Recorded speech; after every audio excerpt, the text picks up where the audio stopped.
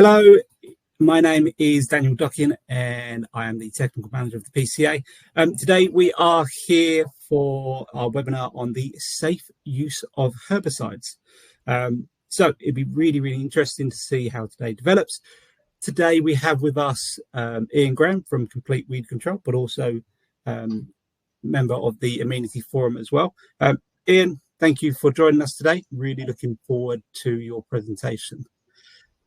So a couple of key things which we're going to be looking at today. So Ian's going to be covering the sort of safe use, storage and transportation of these herbicides, which we use on a, I would say, seasonal basis, not day-to-day basis, because obviously we shouldn't be using some chemicals during certain times of the year. But he's also going to be highlighting some golden rules, which will be really useful for you guys to sort of understand and implement whilst you are out. So without further ado, Ian, I'm going to pass across to you. Thank you, Daniel, and welcome everybody. So I've been asked by the PCA to talk about safe use of herbicides, which I'm clearly happy to do. Let's first of all ask the question who we are. So Complete Weed Control have been established since the 70s, and we operate a national, international network, England, Scotland, Wales and Ireland. So we cover the whole of GB and Ireland, Southern Ireland. So we've got lots of regional offices, and we deliver a broad spectrum of weed control services amongst other activities also, including gritting services during the winter.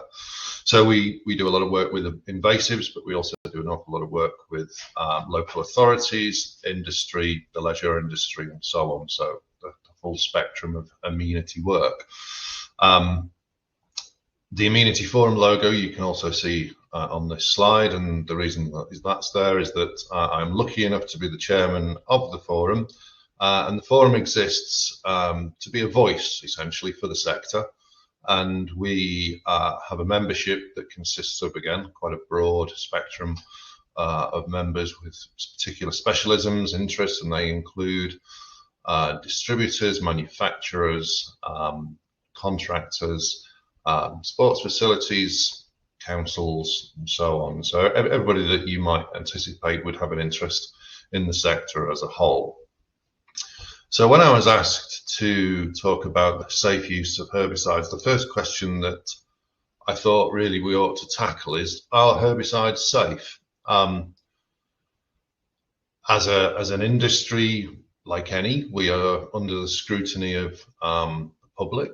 We work in public spaces very often, and as such our activities can be observed, and inevitably not everybody that sees what we are doing has a full understanding of the processes that sit behind the products that we rely upon being used in public spaces. So it's not difficult to imagine that some of them might reach the conclusion that someone wearing coveralls, big nitrile gloves, might be using something that is inherently unsafe.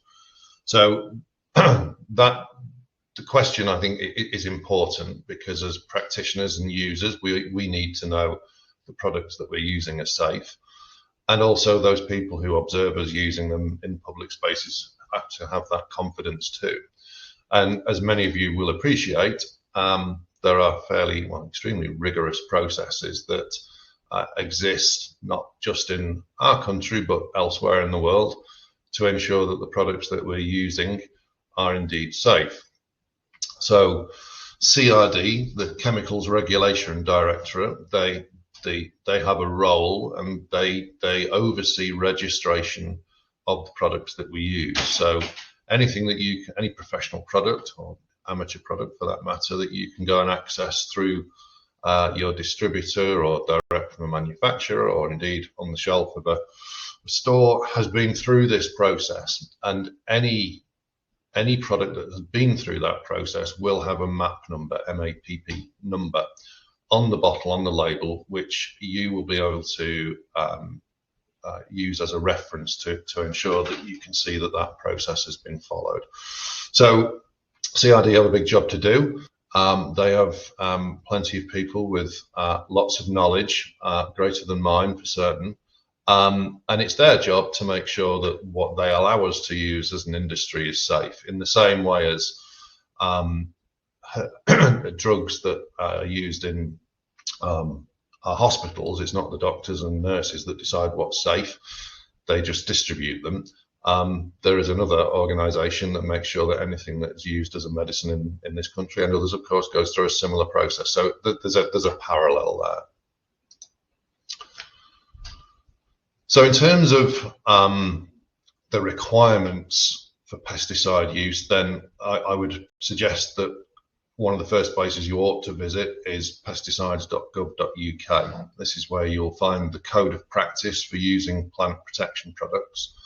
And whilst it's perhaps not the most straightforward document to digest, the information that you will need will always be there.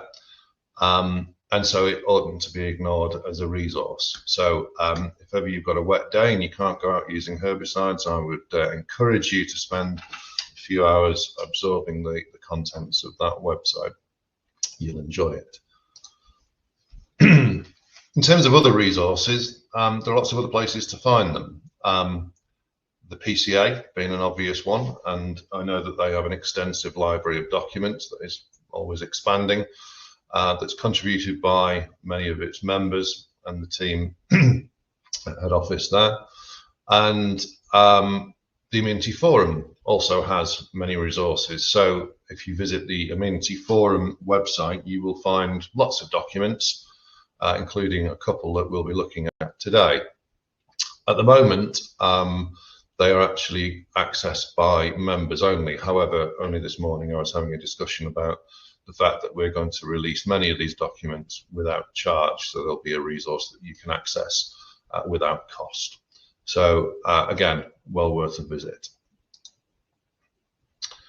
So amongst those documents, we have one which is called the Golden Rules. It used to be called 10 Golden Rules, but someone realized there were 11, so it was renamed.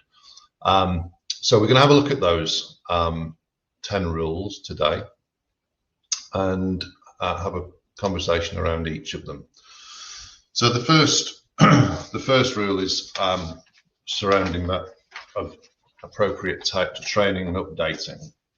So if you're using professional products, there is a legal requirement for you to have the appropriate qualification for the type of application that you're making. I'm sure you're familiar with that, but PA1 is the foundation, and PA2 is for boom spraying, and PA6 is for knapsack spraying. There are others that are less common, but further qualifications include spraying in aquatic scenarios. So there's a fairly significant range of specific legally required competencies in order for you to go and use professional products. So having got those qualifications, it's important that we maintain that competence, and that's often done through recognised schemes where you need to undertake regular training and collecting points in order that you can demonstrate that ongoing competency. You can gain those points through attendance of events. I'm not sure whether Daniel has organised points for listening to what I have to say today, but it may well be that he has. Regular training, online courses, in-house workshops, tool talks and the like. So rule number one then, get yourself trained, maintain that competency in order that you can operate safely. So rule number two, develop and implement integrated approaches to weed, pests and disease management. A bit of a mouthful, isn't it, really? So there's an awful lot of conversation around integrated approaches. It's not new. They've been talked about for a long time, and the process really starts long before weed issues become an issue in many cases. So the design of our built environment can be done in such a way that it is less likely to have weeds grow within it. Simple observations would be choice of materials. So we still regularly see block paving as a preferred choice in new builds and developments. And as we all know, block paving can be a problem from an ongoing maintenance perspective, given that it's often host to plenty of weed growth. Curves and swept curb lines in street environments are far easier to sweep than right angles, and brushing and the removal of growing mediums from the built environment is a really key part of reducing the amount of weed control that's required. So lots of things that can be done there, but what this isn't suggesting is that we ought not to be using herbicides. What it's suggesting is that we do what we can to minimize growth, but at the point where weed control is required, we ought to be choosing the most efficacious and environmentally sustainable solution to dealing with them. And very often that will be a herbicide.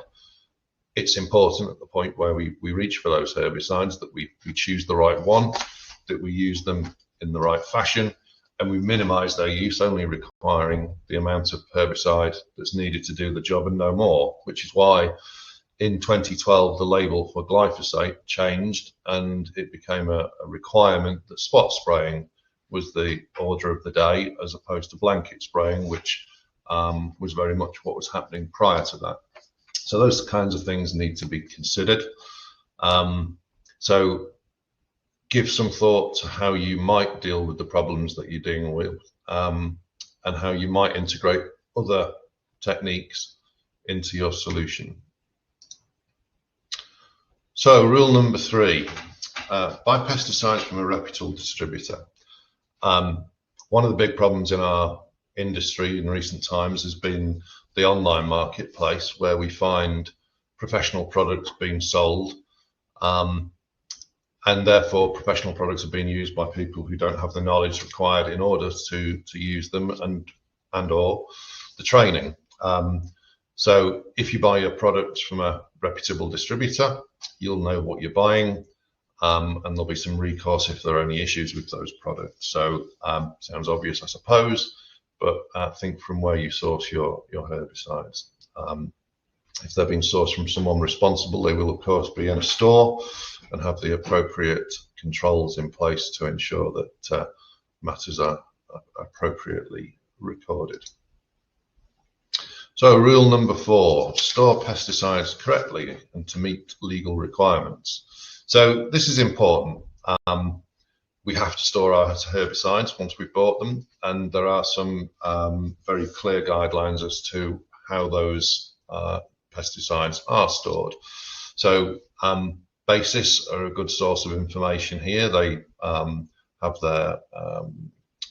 their basis store inspections, where you can look online, you can see what's required there, but essentially bunded storage is required in the event that you have leaking bottles.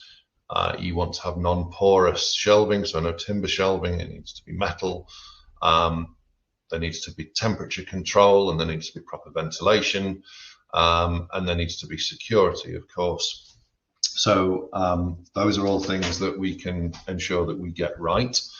And when we take things out of the store, we ought to be recording the fact that we've taken them out. We also ought to be recording the fact when we add things to the store, so that we have an inventory of what's in there, and at any given time we know what we have and haven't got in there. Very important to keep an eye on changes to map numbers. Often products will undergo a change to registration, and old map numbers then become obsolete. So stock control is a really important element of controlling matters within your store. What we don't want to do, we're all running commercial operations, we don't want to be buying expensive herbicides and then finding that we can't use them because they're no longer approved. So having that knowledge of what's in the store and ensuring that we're using things ahead of the point where they become a problem is obviously good practice. You need to have the means to contain spills and so on whilst products are in storage, and there are certain things that ought not to be found in a store. So for example, fuels, Stores are often used because they are secure for the storage of other valuable commodities, and we just need to be careful that we're not mixing things together that aren't appropriate. So something to consider there. When we are transporting our products from the store to the job, we also need to give consideration to how we do so, and we'll talk about that a little more when we look at another guidance note called the handling and storage of pesticides. In the meantime, however, we'll have a look at rule number 5. Maintain and regularly inspect application equipment. Sounds obvious, but if you've got kit, you need to be looking after it. So when a sprayer that doesn't have the operator's feet on the ground, I think is the best way to now describe it, becomes 5 years old, it will require a mandatory spray test in order for it to remain compliant. So bear this in mind. There are numerous places that you will be able to get your sprayer tested. So the National Sprayer Testing Scheme, NSTS, has a network of approved testers across the UK, so it shouldn't be difficult to find someone who can ensure that your sprayer is compliant and behaving as it ought to. What I would say is that 5 years is actually quite a long time to wait to establish whether you've got issues. I think it's extremely good practice to keep a very close eye on that kit, make sure it doesn't have any leaks, all the obvious things that might be wrong with the sprayer. So bear that in mind too. Handheld equipment, still important that we make sure it's maintained so it performs properly. We need to be doing calibration tests so that we know that when we're putting product in the tank, we're applying it at the appropriate rate. Nozzle choices, nozzle performance, filter baskets, lots of obvious things, but again, another great job for a wet day. If you're not wanting to visit the HSE website, you can instead have a look at your sprayer and ensure that it's as it should be.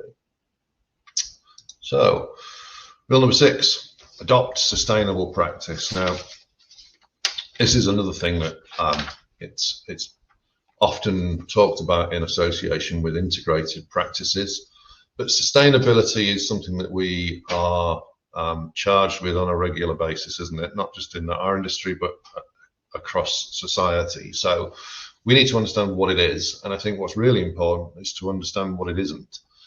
To be sustainable, I think by definition, it's something that you can carry on doing without there being some lasting damage. So whilst there are pressures for us to make changes to the way that we operate, particularly in terms of the consumption of herbicides, changing what we do and adopting a different practice doesn't necessarily mean that we're going to be more sustainable. So the importance here is for us to actually ask the questions, changing practices, what will that what will be the impact of doing so?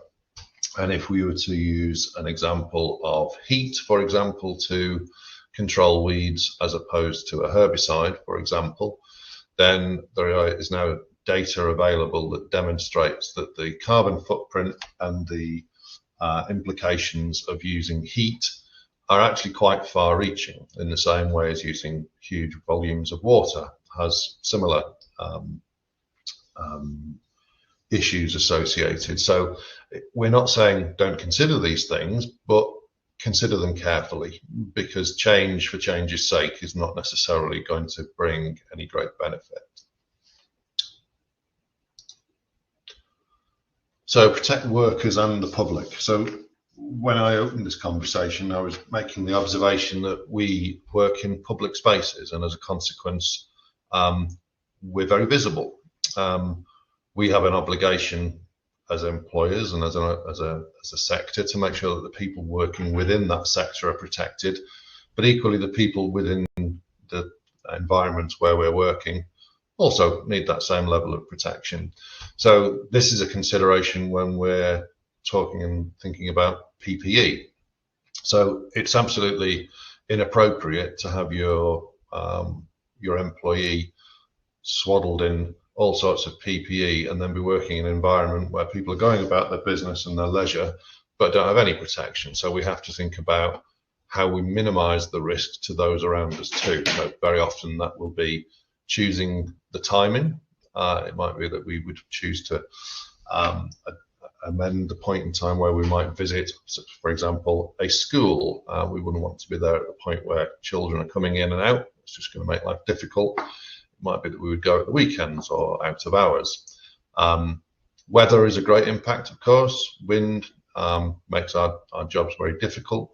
So nozzle selection, the use of adjuvants to control drift, lots of different ways that we can reduce exposure rather than just protecting against it. Let's not forget that PPE is the last resort. That's what we wear when we can't make other changes that create that safety that we're looking to provide for everybody. So give consideration to this. It's important. And I think that approved assurance schemes are a key issue here. I think that subscribing to some of the schemes that exist, the immunity standard, and so on, is important, because that allows us to demonstrate that we're doing the things that we ought to do to provide that protection. So we also need to protect water. Water is very important in our environment, and ironically, glyphosate is the only remaining herbicide that is approved for use in water, which I think probably says something about its safety profile. But clearly water is important. So if we're operating close to water, which if we're dealing with invasives, particularly knotweed, that can often be the case, we need to approach the Environment Agency to seek their approval prior to any application. Their current iteration of the form that needs to be filled in is called AQHERB, Aquatic Herb 01. You'll find that online, and it comes with some guidance notes to tell you what you ought to be including in terms of information in order for them to be able to make a judgment as to whether they will approve it. So that might be that you consider some alternatives, and it will be looking at how you intend to approach that job. So important one, and I think that needs to be considered. Rule number 9, be prepared for external inspections and regularly check the guidance. So this is particularly pertinent in the light of OCR. Many of you will know what the OCR regulations are. These were introduced I think 2 to 3 years ago now, and essentially it was a desire for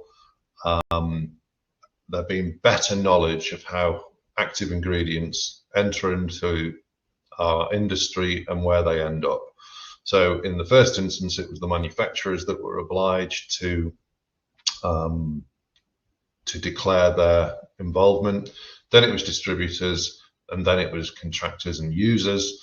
And indeed, even if you weren't using them yourselves, if you had subcontractors or contractors who were using herbicides on your property, there was an obligation to register under these new regulations. So the consequence of that is that HSE now have some inspection teams, which I think is a growing number. They have quite a number already, and they are making visits to people who've registered, but they're also making visits to those that haven't, in order to make sure that there is compliance. So I think it's probably fair to say that in decades past, you could operate within our industry and be fairly confident that nobody was ever going to knock on your door to ask for a look at your chemical store or your records.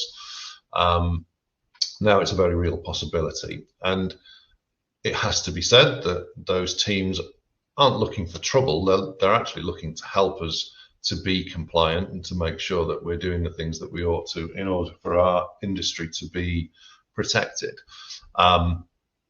If things are wrong, then you will find yourself on the HSE website with a list of anything that might be wrong in your operation. So I would really encourage you to make sure that's right, or talk to your employer and make sure that they've registered and that they're familiar with the process, because I think actually it's a very positive thing for the industry.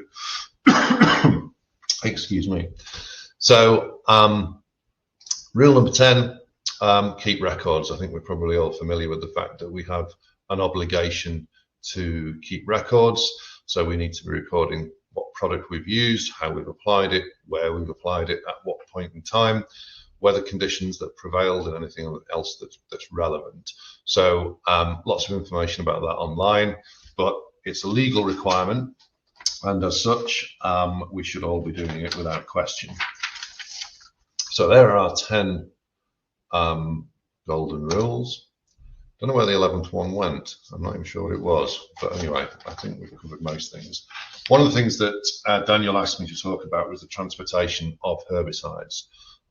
This has been I would say, probably somewhat misunderstood in recent times.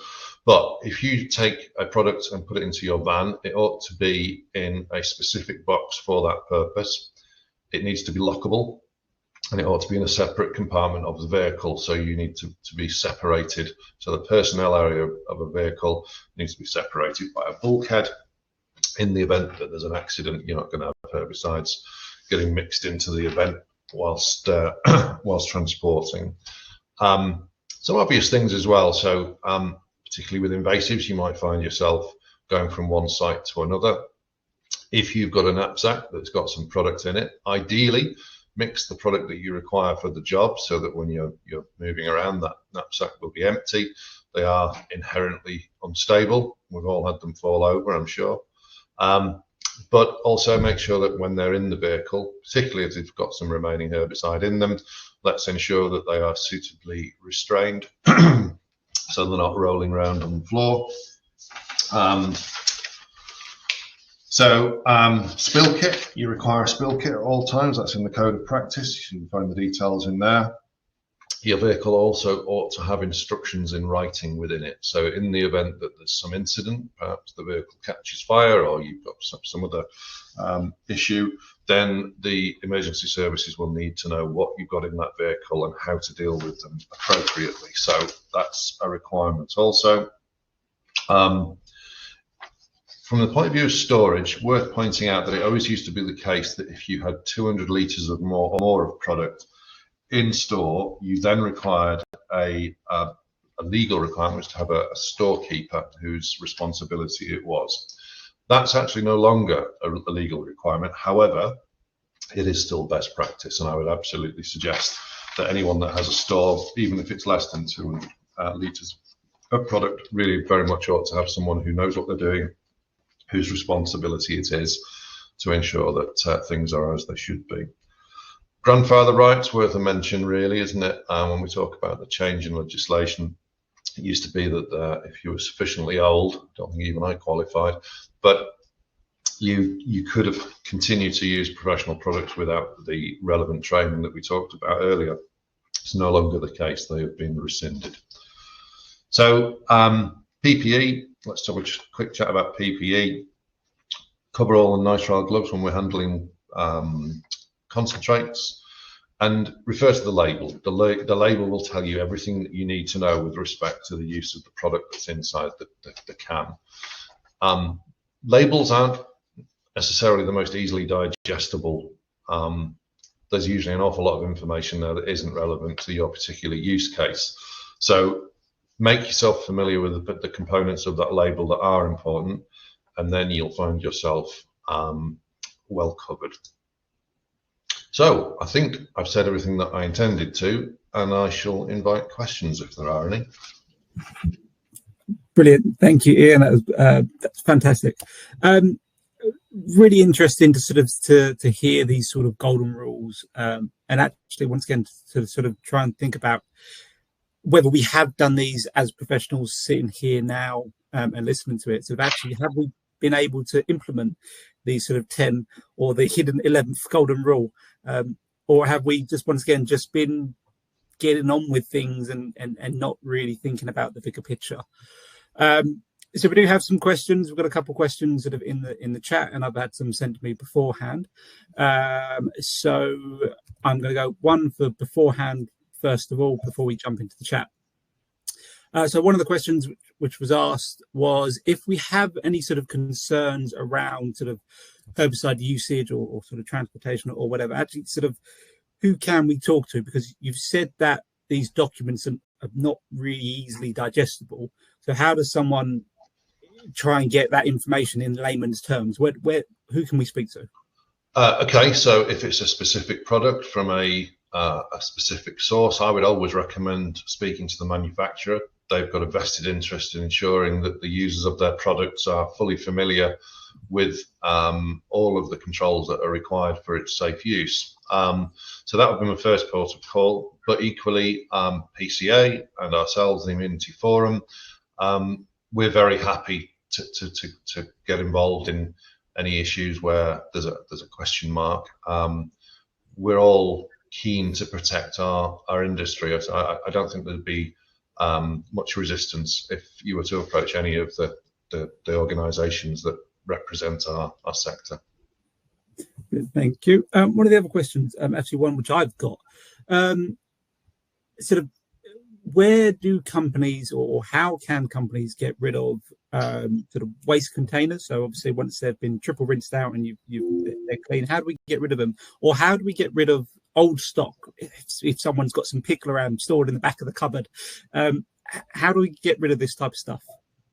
Okay, so dealing with the first question regarding empties, then as an organisation we use, there are a number of national organisations and regional organisations too who specialise in the collection of excuse me, of those cans. So as you pointed out, Daniel, really important to be triple rinsing, removing foils, and speak to those contractors because they will tell you what's required in order for you to be able to have those empty containers uplifted. So it might be that they require caps to be different. They may well have certain products that they don't want mixed with others. But actually it's a reasonably inexpensive proposition. I think that the recycling industry has moved a long way in recent times, and as such those kinds of operations have become more streamlined. But a swift Google of your local area will provide you with a choice of contractors whose job it is to deal with those, and they will provide you and should provide you with a document telling you that you've in an appropriate fashion dealt with those as you should. In terms of product that we have that is no longer approved, again, there are companies that will deal with it. Very often, if you speak to the manufacturers from whom those products were originally manufactured, they will have the means to deal with it, and they will generally be very helpful in my experience. Obviously, don't take matters into your own hands. Don't be tempted to spray things that once over were permitted and no longer are. But going to what I said earlier, try to plan, try to make sure that what you've got in your store ends up being productive and commercially beneficial to you rather than becoming a burden. If you've got anything in your store that you have a question mark over or you know to be a problem, then create a quarantine area in the store and mark it as such. That way, if you have got something in your store that shouldn't be there and you get an inspection, it will be considered perfectly fine that you've identified that and that you're seeking a solution rather than hiding it behind your store and hoping that nobody trips over it. Fantastic. That's brilliant. Thank you. So we have a couple of questions in the chat. Just before I go to that, I just sort of want to highlight once again, you mentioned about sort of integrate systems, integrate weed management. And kind of I can't really pass this opportunity without sort of highlighting the Cardiff City Council study, which was conducted with yourselves and Dr. Dan Jones. I'm not going to go into it too much now, but actually I will put a link to it in the chat. And I fully would recommend sort of if people are looking into this sort of integrate weed management and using other control methods to actually look at that study and sort of absorb some of the information there, because it's a real big eye opener when we're looking at sort of other issues like carbon footprints as well. Yeah, it was quite pivotal, really. There was that's had a big influence on a lot of councils' practices. So yeah, it's got great data in it, and it was very well researched. So I would support your comments, Daniel. So question from Carl. So regards to record keeping, does anyone use GPS to track their ATVs? So Ian, is that something which you guys do at Complete Weed Control?